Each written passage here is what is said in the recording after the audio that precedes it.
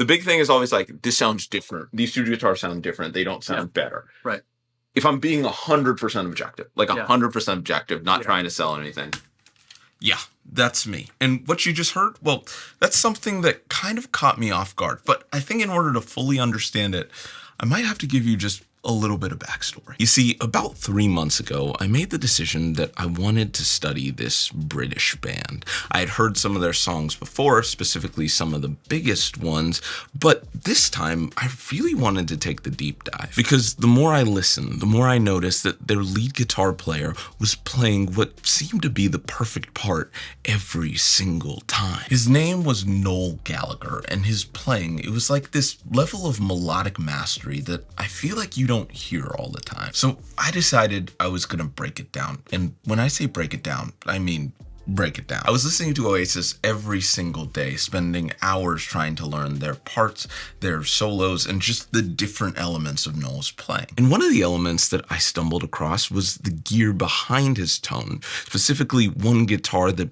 in a way, stuck out more than any of the others. Because check this out, I knew that Noel played a lot of Gibsons and even a lot of Epiphones when it came to the Sheratons, but once I started watching a lot of their music videos, especially the ones from the early days, something really interesting caught my eye. It was a song that I was playing almost every single day called Supersonic, and I really loved it because the music video in particular had this really old school vibe. Black and white switching to color, they're jamming on a rooftop, but as I started to look just a little bit closer, I noticed that Noel was playing a Les Paul, but this time in particular, it wasn't the storied one that was given to him by Johnny Marr. This was an Epiphone. Now, this was really interesting because I hadn't seen a lot of real rock stars from back in the day who were actively rocking Epiphone Les Paul. So I decided to take a closer look, and the more that I learned about his use of this guitar, especially in the early days, of them recording what I believe to be some of their best work, I started to wonder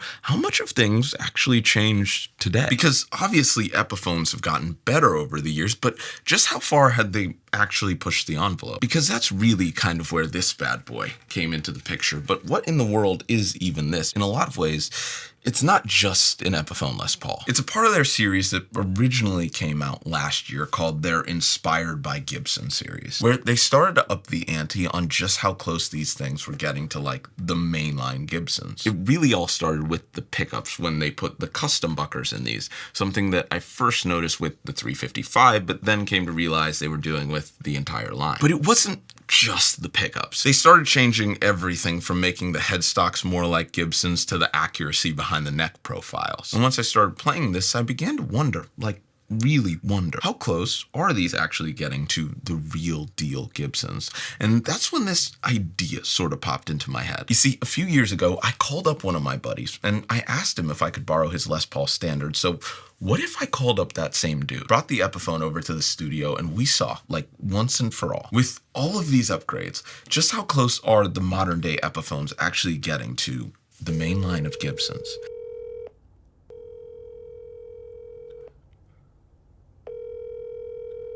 What are you doing in 10 minutes?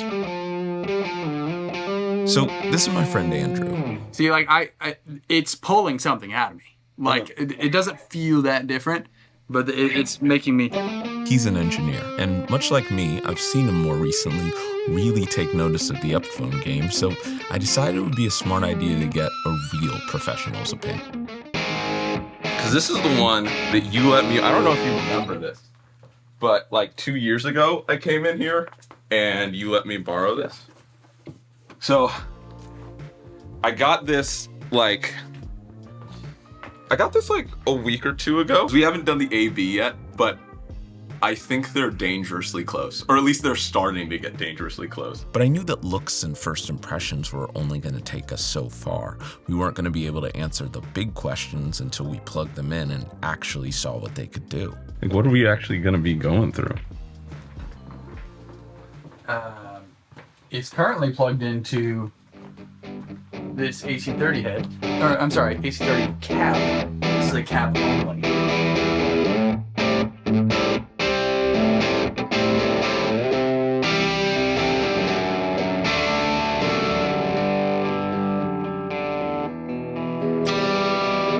Cleans up real nice. Because my big thing was when they started like changing the pickups, and when they started putting like the Gibson custom buckers in here. I know that it's not all like, oh, they put the same pickups, it's the same guitar. Like, I know that the other stuff matters. It matters where it's the tone wood. It's Do you know what tone wood is? Is it tone wood? You guys know about tone wood? Oh, tone wood is great. Give me some Gibson stuff. Give me some actual Gibson tones.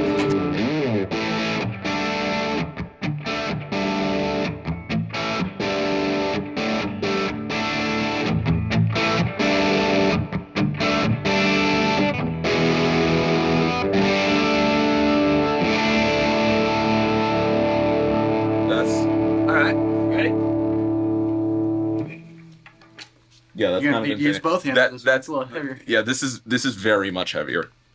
This is very much heavier, but like That plug though. that plug is insane.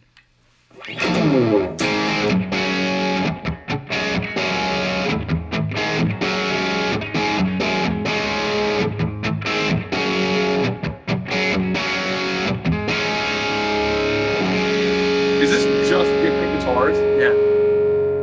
Are you joking me? Also, fun fact, I've never changed the strings on that. There's no way this is just the pickups. Yeah. Was I using the same? We'll try it again. Yeah.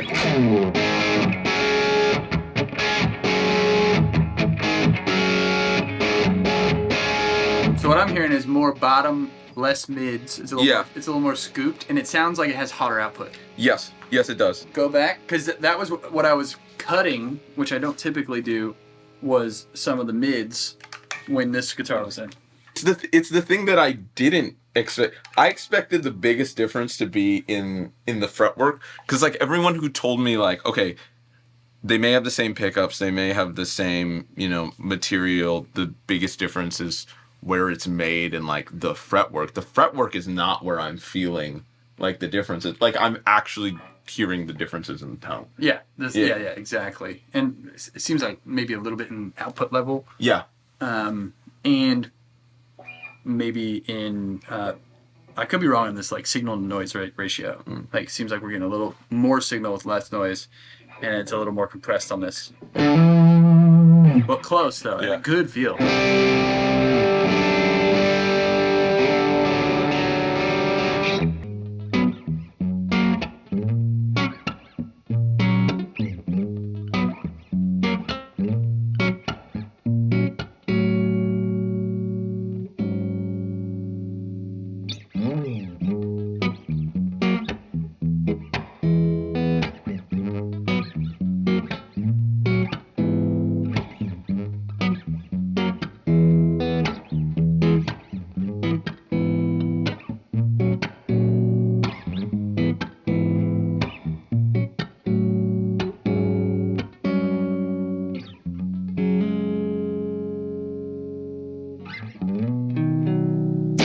Let me try this. It looks like it's all the way up on rhythm. You got it on rhythm. I did it on rhythm.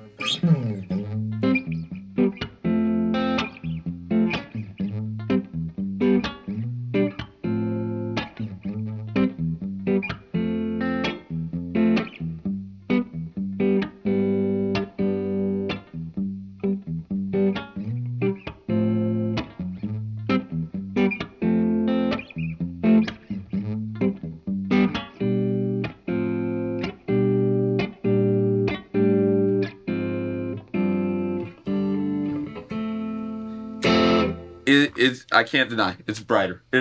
That one is brighter. The big thing is always like, this sounds different. These two guitars sound different. They don't sound better. Right.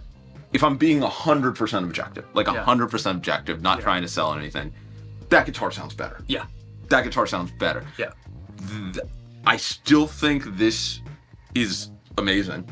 Well, for that price point, getting into this type of guitar and what you get for it, I think is definitely competitive. This feels like the Helix, like the modeler. That feels like the real amp, where it's like it's getting so close that like no one on a stage would ever notice. Yeah. No one's gonna, if you played this in a mix, I don't think you'd be like, oh, like this is unusable. This is a great guitar. It's just like in your mind, is that extra 5% going from 95% to 100% worth $1,000? Yeah. And like for some people, I know it is. And can you do it? Yeah. Like most of the time, I think that question is, can you do it? Yeah. And if you can't do that, then you can do this. Oh yeah. Like this is not surprised with this, but not in the way that I thought it would be.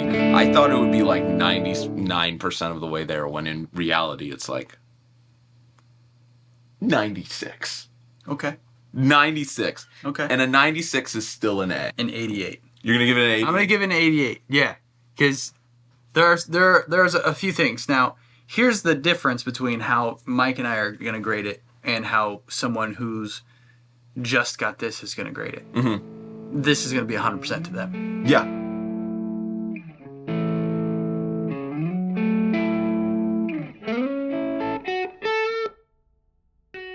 Like, these are all tools, right? Mm-hmm. It's like when people ask me about EQs, like, is this EQ better than this one? Or is this one good, or is this one bad? It's like, they all do different things, and I don't think either of these guitars are good or bad. Yeah. But this one's definitely better. So at the end of the day, what did we learn? And what's the moral of this whole story? And we'll start with the obvious. These guys right here are not as good as the Les Paul standard. But luckily for us, that's not where the story ends, because what they are is close. Closer than they've ever been, and close enough to make you really ask the question, is that extra 20, or even depending on who you're asking, 10% of quality difference worth that extra $1,000 like we were talking about before? And even with a lot of the lower tier Gibsons, you start to ask yourself the question, is that extra $300 worth having a nitro finish or worth having something built at the actual Gibson factory? Basically what I'm trying to say is that regardless of what Gibson or Epiphone Les Paul you get, there are always going to be trade-offs. But what I really like about a lot of these more modern line of Epiphones is that it feels like there are less trade-offs than there have ever been, both sound-wise and looks-wise. And I think what's going to be really cool in the future is to see just how far they can take it and just how close they can actually get to the Gibsons, because they can't get exactly the same. That's why they're a different line. But I don't think it matters what I think. What matters is what you think. So please let me know. Have you tried the Epiphone inspired by Gibson Custom? What is your favorite Epiphone on the market? Do you think the Epiphones are even worth it at all? Let me know in the comments. Anyways, thank you so much for watching this video. Ever since I started playing the 355, I have actually been curious about what the Les Paul side of things were like, especially with the custom. So being able to see the standard and have that be my introduction, that was really neat. But if you want to know anything more about this guitar right here, I got it from the homies at Sweetwater, and the links are in the description. Make sure to check them out. It's one of the best ways to support the channel. Or if you're just curious about any of the other gear that I use in this video, amps, pedals, heck, even the camera, all the links will be below. Also, thank you so much to all of my patrons. There's some extra exclusive content on there if you want to join the community. Thank you so much to Andrew for having me. Like and subscribe if you had a good time. And most importantly, like most important of all, have a fantastic night.